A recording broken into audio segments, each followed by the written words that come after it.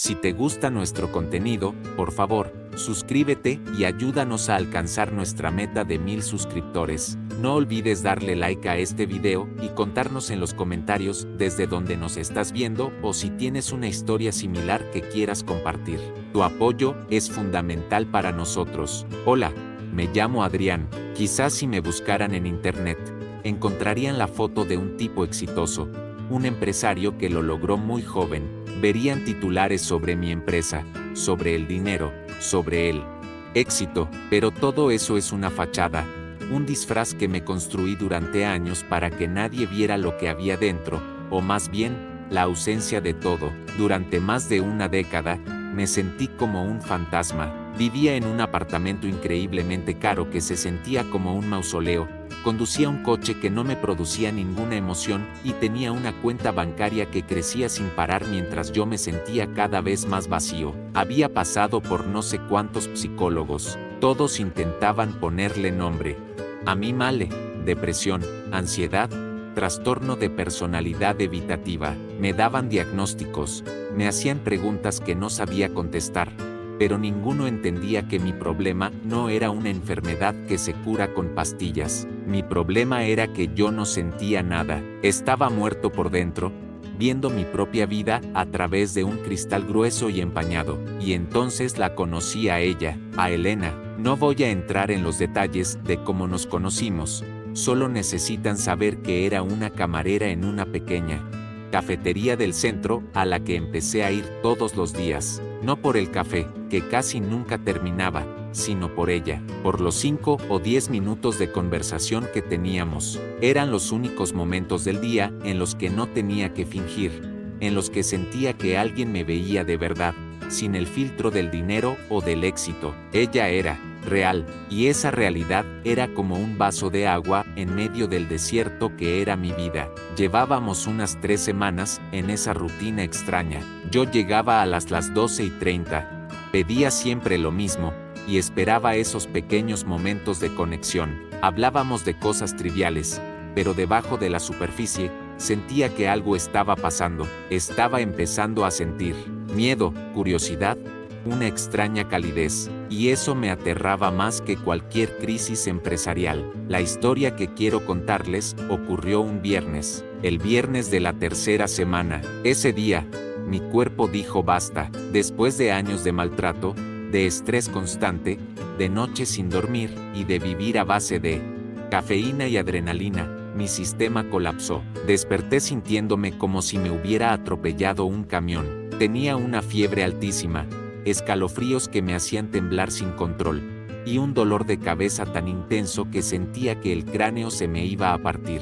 Intenté levantarme para ir por agua, pero el mundo dio vueltas y caí de nuevo en la cama, empapado en un sudor frío y pegajoso. Estaba completamente solo. Mi apartamento, ese lugar que las revistas de diseño habrían calificado de minimalista y elegante, se sentía como la celda más fría y solitaria del mundo. Todo era blanco, negro y gris. No había una sola foto, ni una planta, ni un objeto que delatara que allí vivía un ser humano. Era el reflejo perfecto de mi alma. Pasé horas entrando y saliendo de un sueño febril y delirante. Mi teléfono sonó varias veces. Vi el nombre de mi socio, Carlos, en la pantalla. Lo ignoré. No tenía la energía ni las ganas de hablar de trabajo, de proyecciones, de expansiones. Por primera vez en mi vida adulta, el mundo de mi empresa seguía girando sin mí, y me di cuenta de algo aterrador y liberador a la vez. No me importaba. Lo único que me importaba, lo único que lograba traspasar la niebla de la fiebre, era un pensamiento recurrente y punzante: Elena. Era viernes. Era la hora en que yo debía estar en el café. Me la imaginé mirando hacia la puerta, esperando verme llegar. Me la imaginé pensando que yo era como todos los demás, que me había aburrido de nuestro pequeño ritual y simplemente había desaparecido sin decir nada. Y esa idea me dolía de una forma física, casi tan real como el dolor de cabeza. Era una sensación nueva, no era mi ego herido.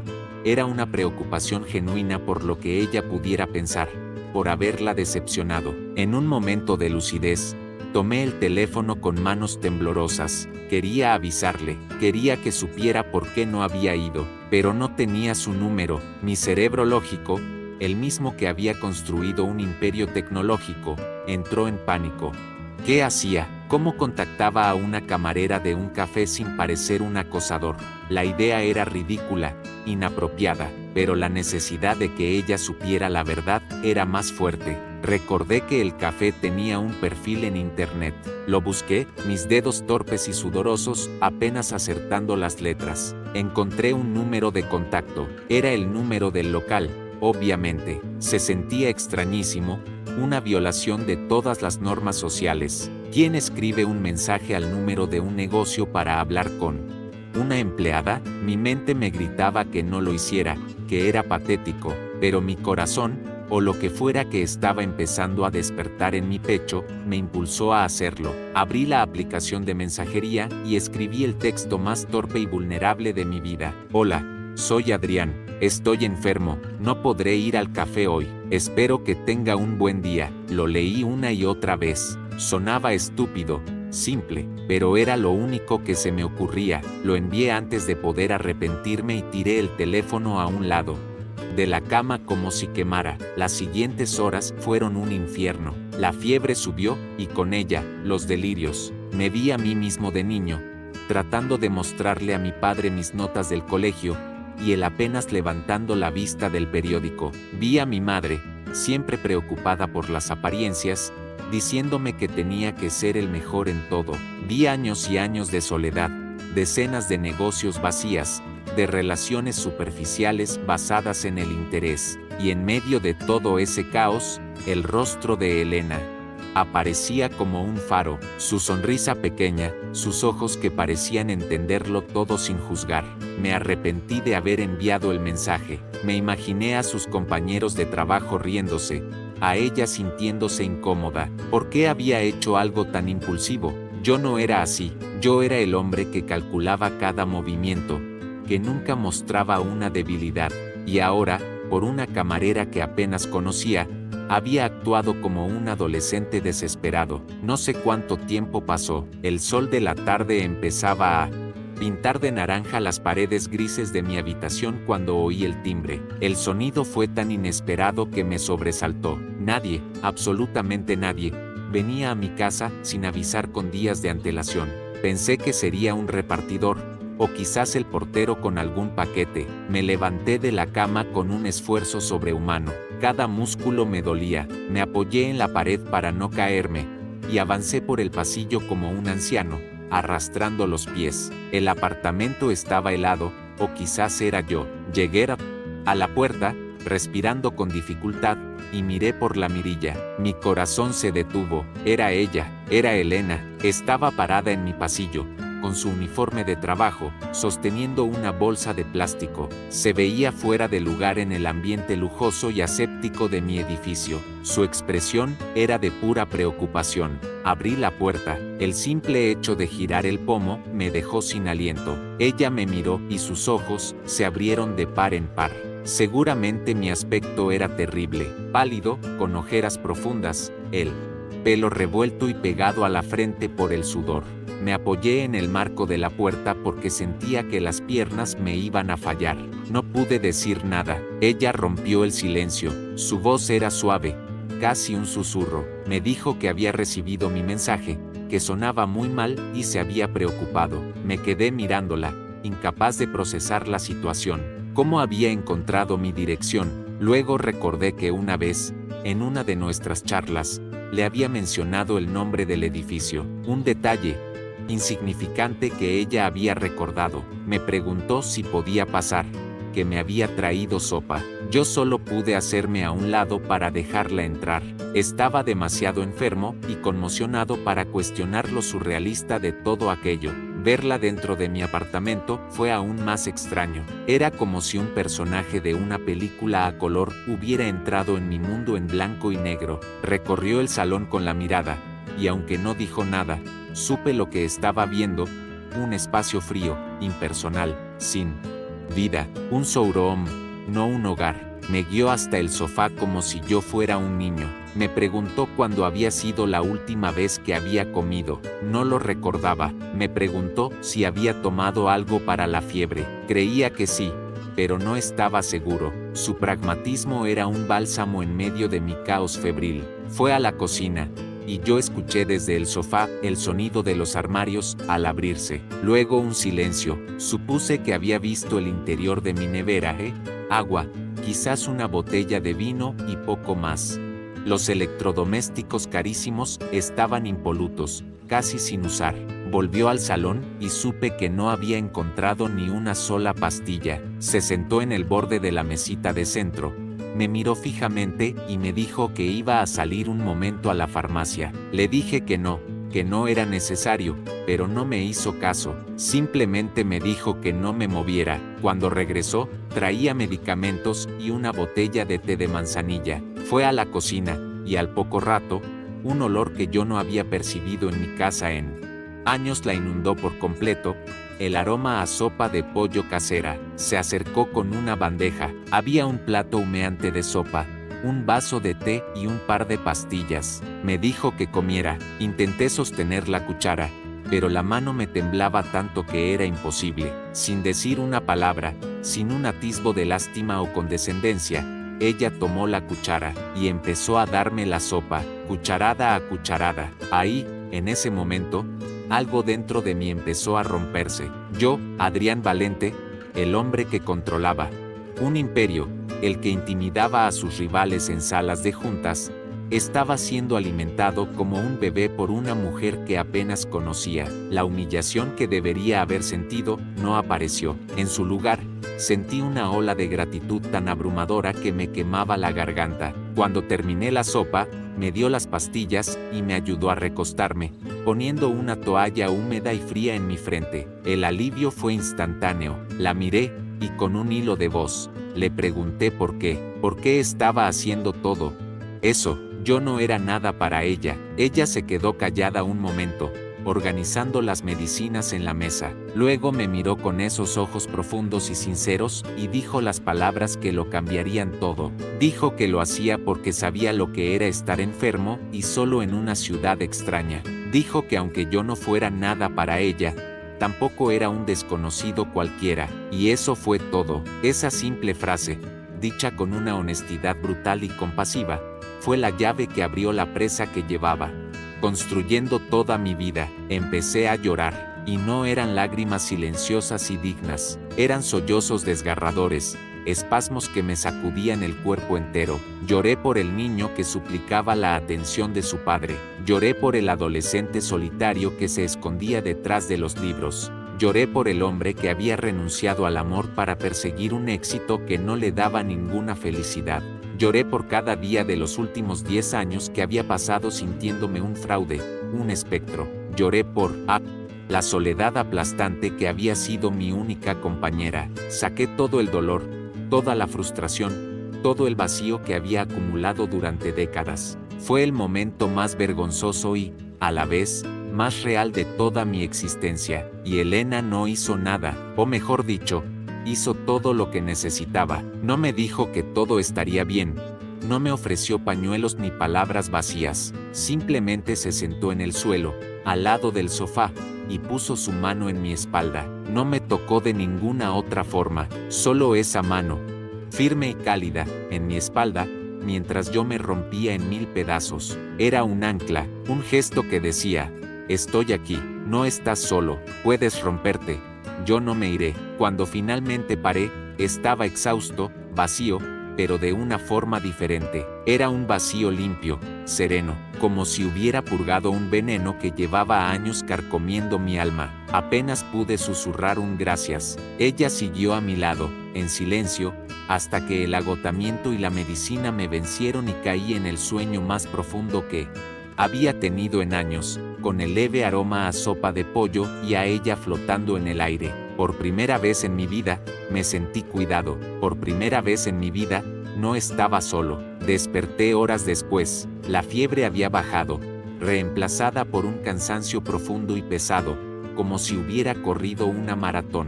Por un instante, pensé que todo había sido un sueño, un delirio febril. El llanto, la sopa, la mano de Elena en mi espalda, pero entonces, el olor a manzanilla y a sopa de pollo todavía flotaba levemente en el aire, y al girar la cabeza, la vi. Estaba sentada en el sillón individual que estaba frente al sofá. No estaba durmiendo, tenía un libro en las manos, uno de los que llevaba en su bolso del trabajo, y leía bajo la luz tenue de una lámpara de pie. La escena era tan doméstica, tan pacífica, que me pareció de otro mundo. Mi apartamento nunca había tenido ese aspecto, nunca había habido una persona simplemente estando en él, ocupando el espacio con una calma tan natural. Sara dio cuenta de que la estaba mirando y levantó la vista del libro. Me sonrió, una sonrisa pequeña y genuina. Me preguntó cómo me sentía. Mi voz salió ronca, ajena.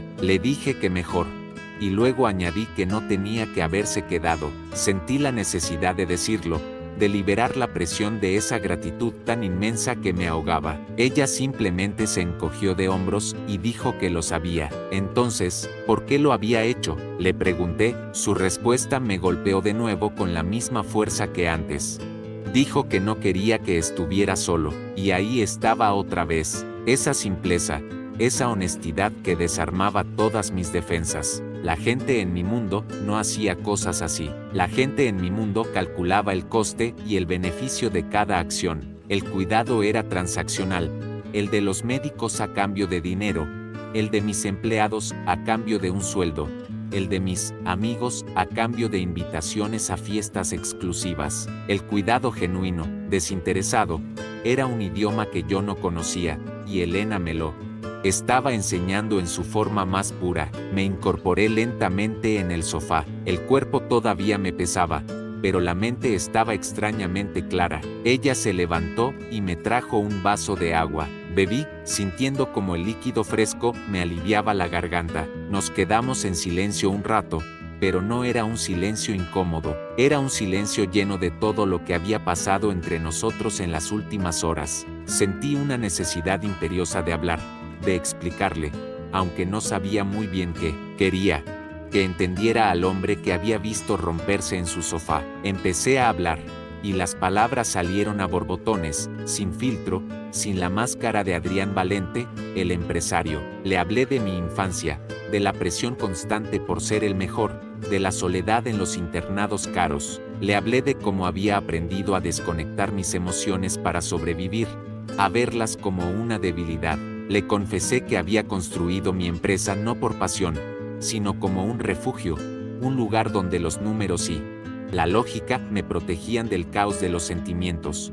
Le conté que, antes de conocerla, había días enteros en los que la única voz humana que escuchaba era la de la operadora del radio. Hablé durante no sé cuánto tiempo. Ella no me interrumpió ni una sola vez.